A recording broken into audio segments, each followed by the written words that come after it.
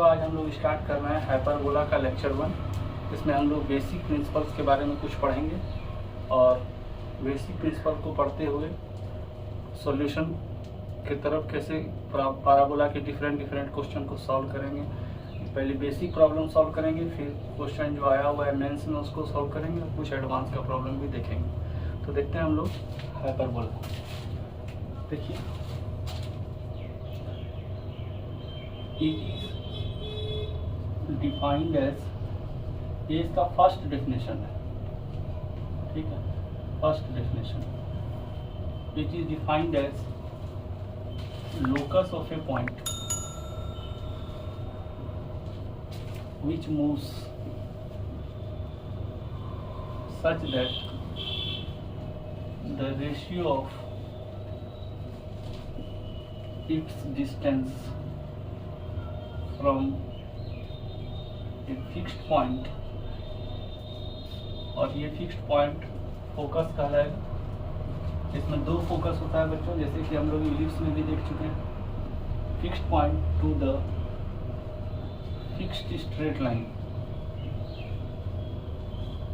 जिसको डायरेक्ट्रिक्स कहेंगे। इसमें भी दो डायरेक्ट्रिक्स होता है, is constant which is greater than 1,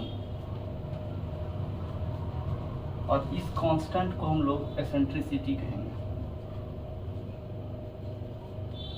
तो क्या है, ये अगर कोई लाइन है, मतलब एक फिक्स्ड स्ट्रेट लाइन यानी जो डायरेक्ट्रिक्स है, और यहाँ पर एक फिक्स्ड पॉइंट है फोकस, इसका कोऑर्डिनेट है अल्फा बीटा, और ये इक्वेशन है ax + by + c = 0। अब ये एक वेरिएबल पॉइंट ऐसा है pxy, जिसका यहाँ से दूरी और यहाँ से परपेंडिकुलर लेंथ, यानी pf और pm। तो pf और pm का रेशियो e होगा, जो 1 से बड़ा होगा। तो ऐसा लोकस हाइपरबोला कहलाएगा, ठीक है बच्चों। तो इसका मतलब the general equation of conic ax² by² 2gx 2fy 2hxy + c = 0 represents hyperbola if delta = abc + 2fgh minus af² minus bg² minus ch² is not equal to 0 and h² minus ab greater than 0। ये दो condition को अगर follow किया एक general equation of conic, तो वो hyperbola कहलाएगा। इसको आप नोट कीजिए बच्चों, और अगला पॉइंट हम लोग देखते हैं।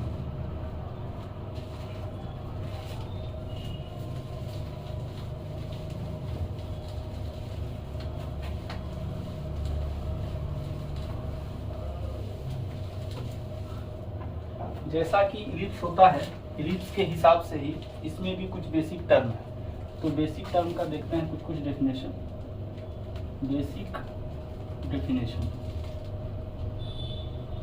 डेफिनेशन में हम लोग आते हैं, जैसे सेंटर ऑफ हाइपरबोला, इसको हम लोग बोलेंगे कटिंग पॉइंट ऑफ एक्सिस। अब इसमें दो एक्सिस होता है, पहला transverse axis,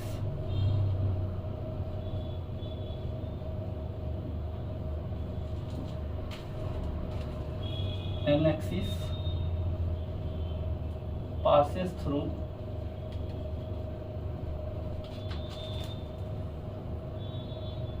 vertex and contain foci of hyperbola। Transverse axis पर वर्टेक्स भी रहेगा और फोकाई भी रहेगा। कंजुगेट एक्सिस क्या होगा, an axis which is perpendicular to the transverse axis and passes through center of hyperbola. चौथा बात देखें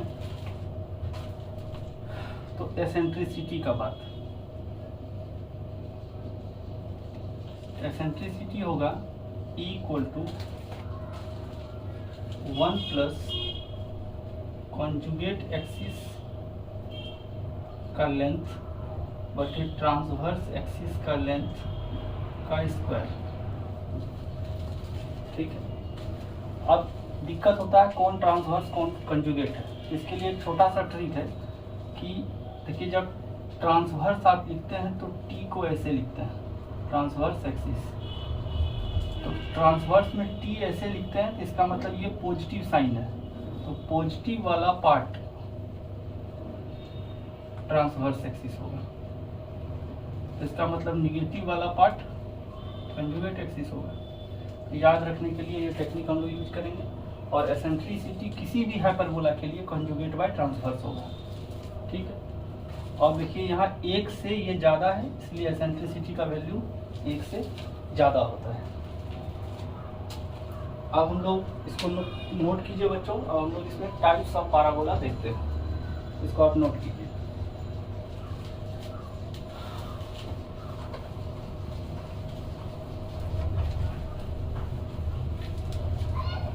बाकी सारा चीज़ जो है वो हम लोग फोटो में एक ही साथ देख लेंगे, जैसे कि इलिप्स में देखे थे। इसमें आप देखते हैं हम लोग types of hyperbola, sorry parabola नहीं, हाइपरबोला। टाइप्स ऑफ हाइपरबोला में पहला हॉरिजॉन्टल और ट्रांसवर्स हाइपरबोला,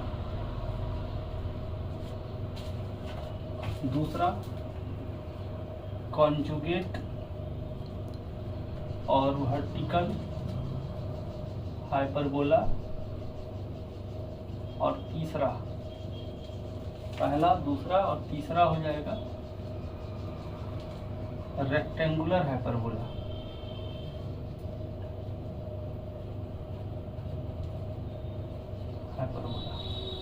तीनों को हम लोग देखते हैं।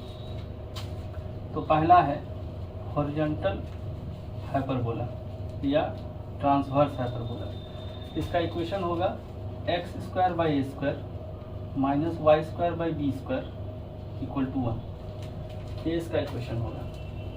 ठीक है, अब अगर सेंटर 0 0 है तो इसका जो ग्राफ होगा वो कुछ ऐसा होगा। ठीक है, और ये पैराबोला का ग्राफ नहीं है। पैराबोला का जो ग्राफ होता है वो ऐसा होता है, x के बढ़ने से y का बढ़ने का रेट इसमें और इसमें अलग है। इसमें y धीरे धीरे बढ़ता है, इसमें x के बढ़ने से y रैपिडली बढ़ता है। ये दोनों पैराबोला नहीं है। ठीक है, और ये जो रीजन है यहाँ से यहाँ तक ग्राफ एग्जिस्ट नहीं करता है। और ये हो गया इसका सेंटर, ये हो गया वर्टेक्स, और ये दोनों हो गया इसका एक पहला फोकस और ये हो गया इसका दूसरा फोकस। ठीक है, इसका इक्वेशन यही रहा। यहाँ निगेटिव पार्ट वाला बी स्क्वायर है और पॉजिटिव पार्ट वाला ए स्क्वायर है। तो इसका एसेंट्रिसिटी क्या होगा, यानी ये हो गया इसका ट्रांसवर्स एक्सिस और ये हो गया इसका कॉन्जुगेट एक्सिस। तो ई बराबर जो होगा, याद रखने का टेक्निक ये है 1 प्लस निगेटिव वाला टर्म का स्क्वायर, मतलब निगेटिव वाला जो टर्म है यानी वाई स्क्वायर के आगे निगेटिव है, उसके जो डिनोमिनेटर में टर्म है वो, और पॉजिटिव वाला टर्म। आप इस तरह से भी याद कर सकते हैं 1 प्लस न्यूमरेटर में निगेटिव वाला टर्म, डिनोमिनेटर में पॉजिटिव वाला टर्म। तो ये हो गया ऐसा। इसको थोड़ा सॉल्व करेंगे तो ई स्क्वायर का वैल्यू होगा 1 plus b square by a square. इसको सॉल्व करेंगे तो b square by a square equal to e square minus 1, तो बी स्क्वायर का value a square into e square minus 1। Personally इसको सजेस्ट करेंगे हम कि आप इसको रखिए, इससे प्रॉब्लम सॉल्विंग में थोड़ा सा मदद मिलता है। यहाँ से देखिए 3 स्टेप कम पड़ेगा अगर आप ये याद रखेंगे। ठीक है, वैसे आप ये भी याद रखें तो कोई दिक्कत नहीं है, ये भी याद रखें तो कोई दिक्कत नहीं है। हैं, इसको याद रखना चाहिए। तो ये हो गया आपका हाइपरबोला हॉरिजॉन्टल। इसमें यहाँ पर दो डायरेक्ट्रिक्स होगा, ठीक है। ये डायरेक्ट्रिक्स का पहला फुट, ये डायरेक्ट्रिक्स का दूसरा फुट, ये वर्टेक्स जिसका कोऑर्डिनेट है A0, यहाँ का कोऑर्डिनेट है -A0, ठीक है। और जैसा यहाँ फोकस सेम होता है, यहाँ भी एलिप्स की तरह ही AE0 -AE0, ये ट्रांसवर्स है, और ये वाला कॉन्जुगेट एक्सिस है। इसका इक्वेशन x बराबर A/E, इसका इक्वेशन x बराबर -A/E, यानी यहाँ से यहाँ का दूरी A/E है, यहाँ से यहाँ का दूरी भी A/E है, ठीक है। और ओरिजिन से फोकस का दूरी ये AE। हम लोग डिस्टेंस पर फोकस करेंगे, यहाँ से यहाँ तक का डिस्टेंस कितना है, या जितना दूर यहाँ से यहाँ AE है उतनी दूर यहाँ से यहाँ AE है, सेम। ये लेंथ भी A/E है, ये लेंथ भी A/E है, E 1 से बड़ा होता है, ठीक है। अब यहाँ पर फोकस से पास होने वाला जो कॉर्ड होगा, ठीक है, फोकस से जो पास होने वाला कॉर्ड होगा और एक्सिस पर परपेंडिकुलर होगा, इसको बोलेंगे लेटस रेक्टम, जैसा कि इलिप्स में था। और फोकस से पास नहीं होके कहीं और से पास हो रहा है और एक्सिस पर परपेंडिकुलर हो रहा है, तो ये कहलाएगा डबल ऑर्डिनेट। ये डबल ऑर्डिनेट कहलाएगा, ठीक है। तो ये हुआ हाइपरबोला के बारे में। अच्छा, ये वर्टेक्स से ये वर्टेक्स तक का दूरी यानी V डैश, ये कहलाएगा लेंथ ऑफ ट्रांसवर्स एक्सिस, जो हो जाएगा 2a, और लेंथ ऑफ कंजुगेट एक्सिस ये हो जाएगा 2b, ठीक। हॉरिजॉन्टल हाइपरबोला की सिमिलरली इसी तरह हम लोग वर्टिकल हाइपरबोला देखते हैं, तो इसको बच्चों आप नोट कीजिए। उसके बाद हम लोग वर्टिकल हाइपरबोला देखते हैं।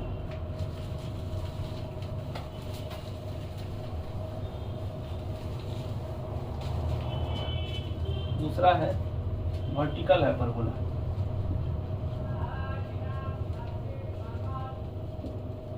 ठीक है। इक्वेशन होगा -x² + y² = 1, ठीक है। तो अब देखिए यहाँ पर ट्रांसवर्स एक्सिस कहाँ है, जिसमें पॉजिटिव लगा है, ट्रांसवर्स लिखते हैं T, तो जहाँ पॉजिटिव साइन है वही ट्रांसवर्स है, यानी y एक्सिस ट्रांसवर्स एक्सिस है। तो ऐसा खींचा, ऐसा, ये हो गया आपका, इसको थोड़ा ऊपर बढ़ा देते हैं, ये हो गया आपका ट्रांसवर्स एक्सिस, और ये हो गया कॉन्जुगेट एक्सिस। फोकस रहेगा ट्रांसवर्स एक्सिस पर, तो F1 और ये F2 हो गया। ये हो गया आपका सेंटर, ये हो गया दो डायरेक्ट्रिक्स,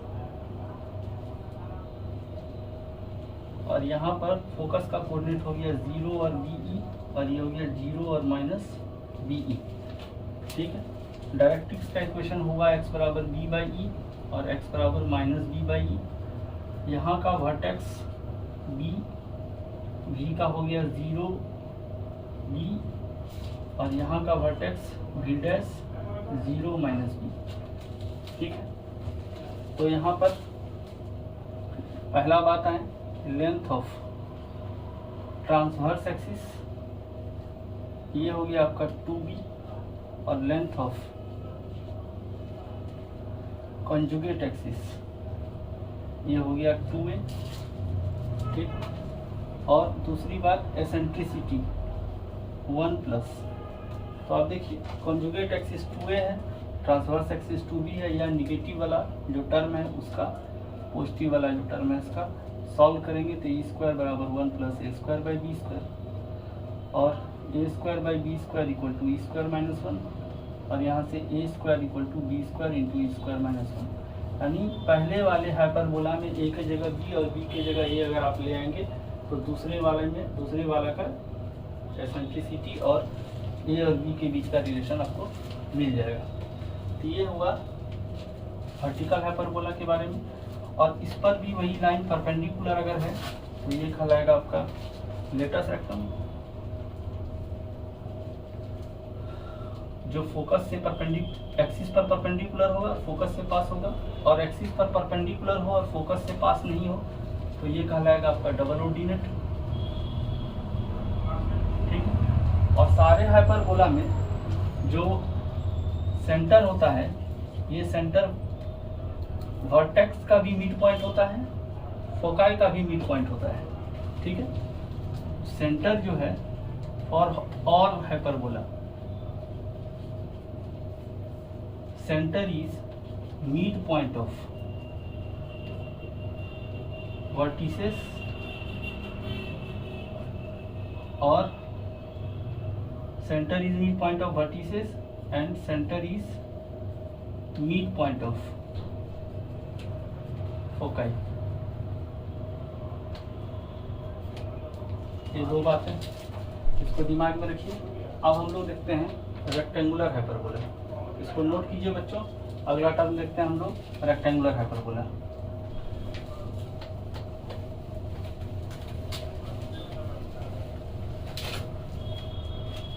अगला देखते हैं रेक्टेंगुलर हाइपरबोला।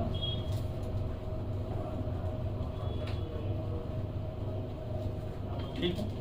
रेक्टेंगुलर हाइपरबोला में it is a hyperbola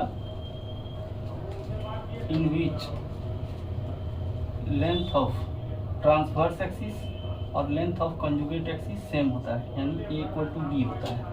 equation क्या हो जाएगा, x square by a square minus y square by b square equal to 1।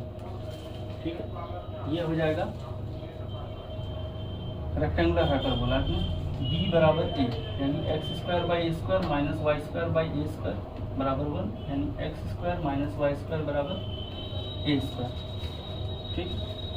तो एसेंट्रिसिटी क्या हो जाएगा, अगर आप देखें 1 प्लस निगेटिव वाला टर्म का स्क्वायर बटे पॉजिटिव वाला टर्म का स्क्वायर, तो ये हो जाएगा √2। ठीक है। तो रेक्टेंगुलर हाइपरबोला में दो चीज हम लोग देख रहे हैं। पहला कि और rectangular hyperbola length of conjugate axis length of transverse axis बराबर होता है। दूसरा देखें तो ई का मान √2 होता है। ठीक।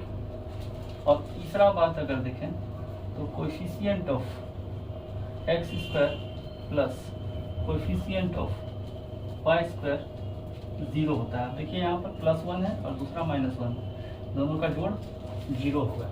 इसका मतलब है ये general equation of conic ax square by square 2gx 2fy plus 2hxy plus equal to 0 represents rectangular hyperbola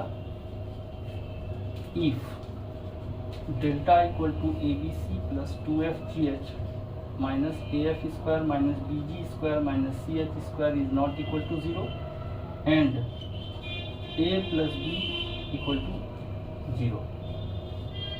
ये दो टर्म है। तो ये 3 टाइप का रेक्टेंगुलर हाइपरबोला होगा बच्चों, इसको आप नोट कीजिए। और अगला पॉइंट हम लोग देखते हैं।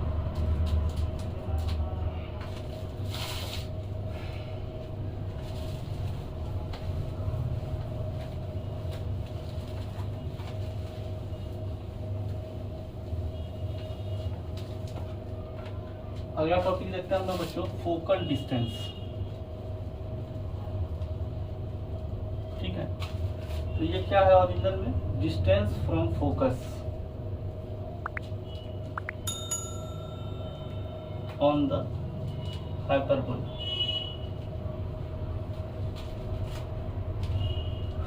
Of A point on the hyperbola. अब जैसे देखिए एक हाइपरबोला लिए इसे, यहाँ एक हाइपरबोला लिए। अब क्या है, इसका सेंटर को थोड़ा सही किया जाए। यहाँ पर एक पॉइंट लिया हम लोग, है ना। इसका इक्वेशन है x square by a square minus y square by b square equal to 1। अब इस हाइपरबोला में एक पॉइंट लिए यहाँ पर हम लोग PXY, ये सेंटर हो गया और ये इसका डायरेक्ट्रिक्स हुआ। इसका इक्वेशन हो गया x बराबर a/e, ठीक है। और ये हो गया फोकस। तो अब देखिए, और ये इसका दूसरा फोकस है, ठीक। तो अब देखिए यहाँ से इस हाइपरबोला के ग्राफ को भी थोड़ा ठीक कर दिया जाए। हाँ, तो अब देखिए जो PF होगा वो होगा EPM के, M यहाँ है, EPM के EF 1, ठीक है। अब इसको हम लोग लिख सकते हैं E इंटू PM को क्या लिख सकते हैं हम लोग, PM को हम लोग लिख सकते हैं, ये सेंटर है और इस पॉइंट को अगर आप मान लीजिए D, तो PM को लिख सकते हैं हम लोग, या D नहीं, इसको मान लीजिए यहाँ है D और इसको मान लीजिए G, तो PM को लिख सकते हैं हम लोग DG, ठीक है। और ये DG क्या हो जाएगा, OG minus OD, OG minus OD।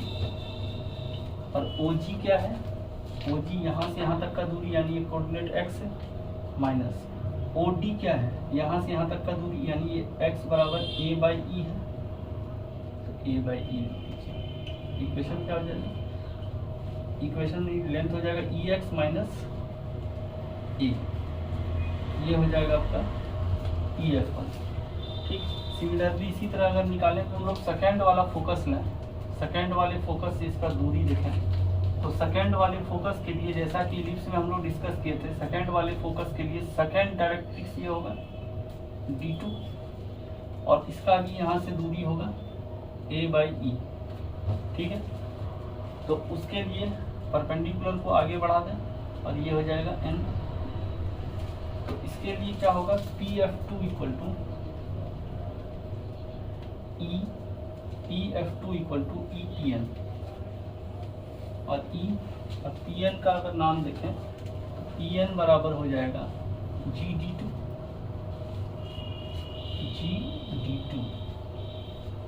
और GD2 को लिख सकते हैं हम लोग GO या OG माइनस OG प्लस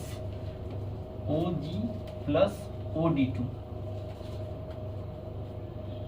और OG का वैल्यू है x प्लस OD2 को हम लोग लिख सकते हैं a/e, लेंथ, ये हो गया EX प्लस a। तो PF2 इतना आया और PF1 इतना आया। अगर आप इस दोनों का डिफरेंस लीजिए यानी PF2 माइनस PF1 का मॉड ले लीजिए, या किसी को भी किसी का डिस्टेंस लगा के मॉड ले लीजिए, तो ये आ जाएगा 2a, ये टर्म कैंसिल हो जाएगा, घटाने के बाद बचेगा 2a, और 2a है क्या, लेंथ ऑफ ट्रांसवर्स एक्सिस। तो ये सेकंड डेफिनेशन हो सकता है, ये सेकंड डेफिनेशन है, एक पॉइंट ऐसा मूव करें जिसका लेंथ का डिफरेंस फोकस से, एक पॉइंट ऐसा हो जिसका फोकस से डिस्टेंस का difference length of major axis के, सॉरी ट्रांसवर्स एक्सिस के हो, तो ऐसा लोकस हाइपरबोला कहलाता है, ठीक है। तो ये चीज़ का भी ऑब्जेक्टिव में कभी कभी यूज आता है, तो इसको भी ध्यान से देखिए। अगला टॉपिक देखते हैं बच्चों, ऑक्सिलरी सर्कल के बारे में, तो इसको नोट कीजिए, हम इसको इरेज कर रहे हैं।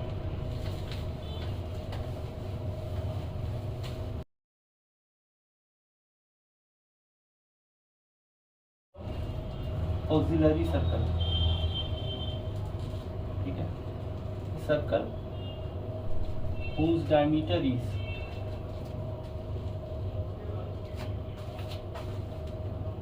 length of transverse axis of hyperbola and whose center is center of hyperbola,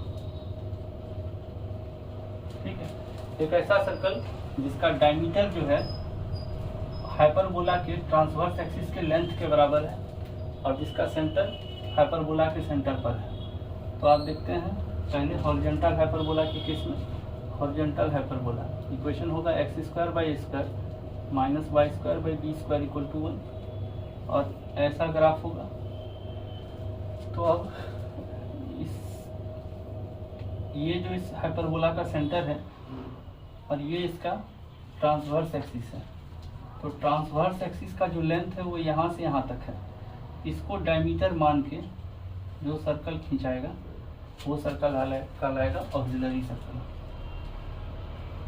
ठीक है। और ये आपका कॉन्जुगेट एक्सिस है, ठीक है, ये इसका इक्वेशन। अब उसी तरह वर्टिकल हाइपरबोला के लिए देखें, यानी कॉन्जुगेट हाइपरबोला। अच्छा, इस इक्वेशन का कंजुगेट है, मतलब हॉरिजॉन्टल हाइपरबोला का कंजुगेट हाइपरबोला का इक्वेशन ये होगा, ठीक है।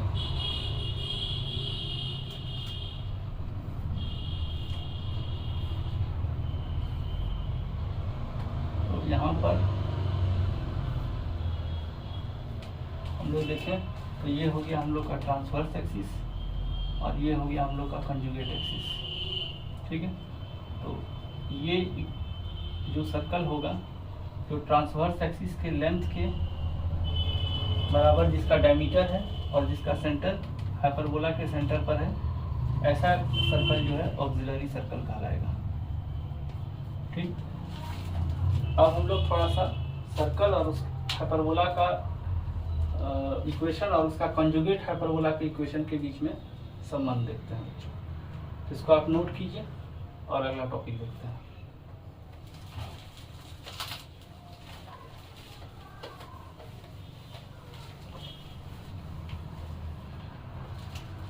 Properties of hyperbola and it's conjugate, ठीक है। तो मान लीजिए हॉरिजॉन्टल हाइपरबोला जो है उसका इक्वेशन है x square by a square minus y square by d square equal to 1, ये हम लोग जानते हैं। And equation of conjugate hyperbola, ये इक्वेशन है minus x square by square plus y square by b square equal to 1। तो अब देखिए, तो इसका दोनों का ग्राफ देखें बच्चों, इस दोनों का ग्राफ देखते हैं। तो हॉरिजॉन्टल हाइपरबोला का जो ग्राफ है वो ऐसा है, ठीक है, और वर्टिकल हाइपरबोला का ग्राफ कुछ ऐसा है, ठीक है। हॉरिजॉन्टल के लिए ट्रांसवर्स एक्सिस ये है, कंजुगेट ये है, वर्टिकल के लिए ट्रांसवर्स ये है और कंजुगेट ये वाला एक्सिस है, ठीक है। ये इसका ओरिजिन है। तो इसका फोकस F1 हुआ, इसका फोकस F2 हुआ, इसका फोकस F3 हुआ और इसका फोकस F4 हुआ। तो क्या है, ये सारे फोकस को अगर हम लोग मिलाते हैं तो हम लोग को एक स्क्वायर मिलेगा, है ना। ये सारे फोकस को अगर हम लोग मिलाते हैं तो हम लोग को एक स्क्वायर मिलेगा। तो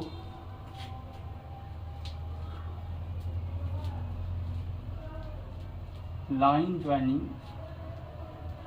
यानी द क्वाड्रिलेटरल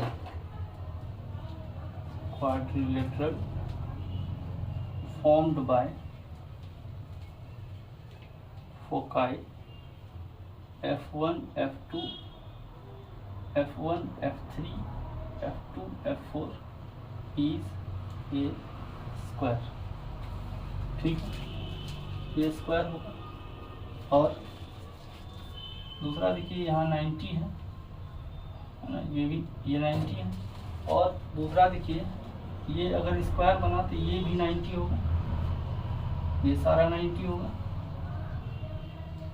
ठीक है। और अगर ये 90 है तो यहाँ इसको डायमीटर मान के हम लोग एक सर्कल पास करा सकते हैं यहाँ से। उसी तरह अगर ये लाइन है और यहाँ 90 है तो यहाँ से भी वो सर्कल पास होगा, यहाँ से भी वो सर्कल पास होगा और यहाँ से भी वो सर्कल पास होगा। मतलब point F1, F3, F2, F4 are कॉन्सेक्लिक, मतलब that is they lie on a same circle और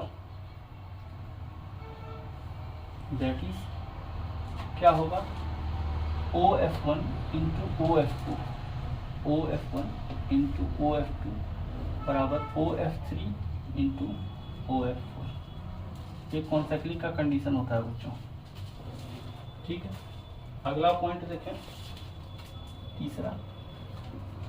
ठीक है, कि अगर इफ E1 जो है वो एसेंट्रिसिटी है हॉरिजॉन्टल हाइपरबोला का, और E2 एसेंट्रिसिटी है ये हॉरिजॉन्टल हाइपरबोला का, और ये है वर्टिकल हाइपरबोला या कंजुगेट हाइपरबोला का, देन 1/E1 स्क्वायर और 1/E2 स्क्वायर ये होता है 1।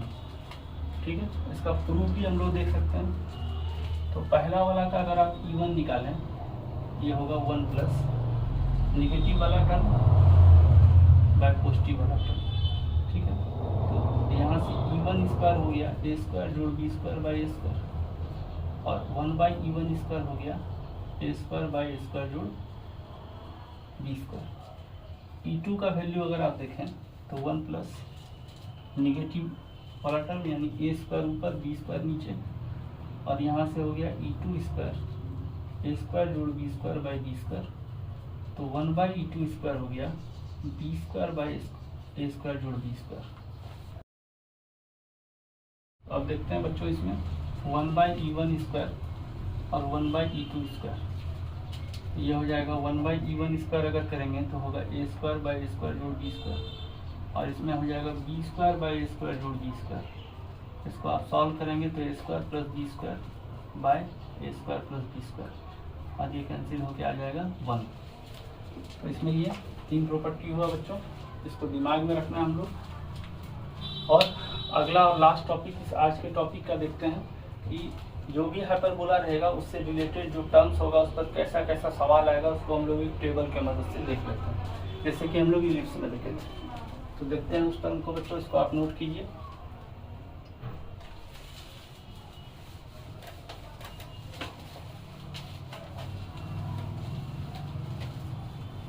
तो यहाँ हम लोग एक टेबल बनाते हैं जिसमें लिखते हैं इधर हॉरिजॉन्टल हाइपरबोला,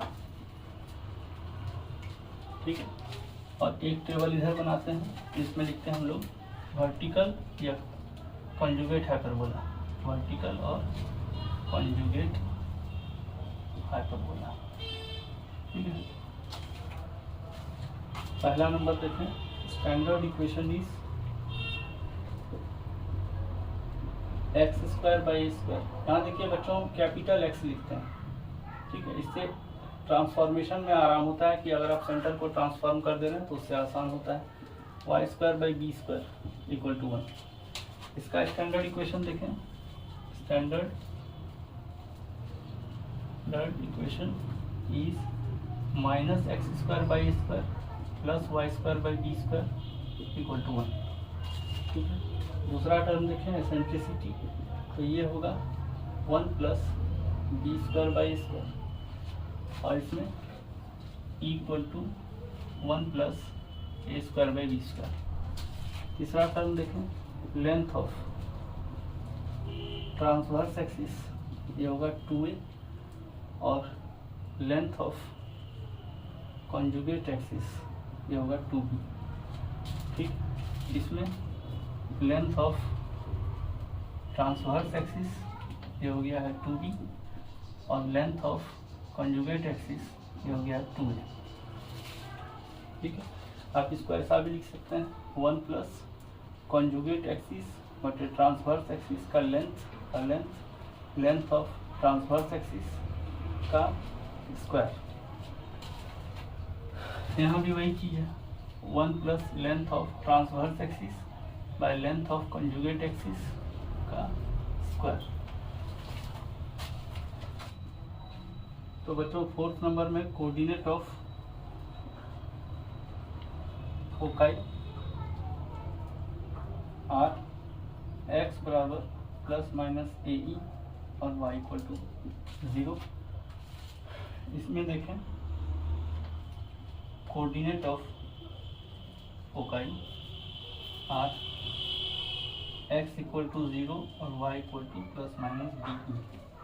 ठीक है, 5वां नंबर पे देखें इक्वेशन ऑफ डायरेक्ट्रिसेस, ये होगा x बराबर plus minus A by E. जैसा कि इलिप्स में था वैसा ही बच्चों हाइपरबोला में भी होता है।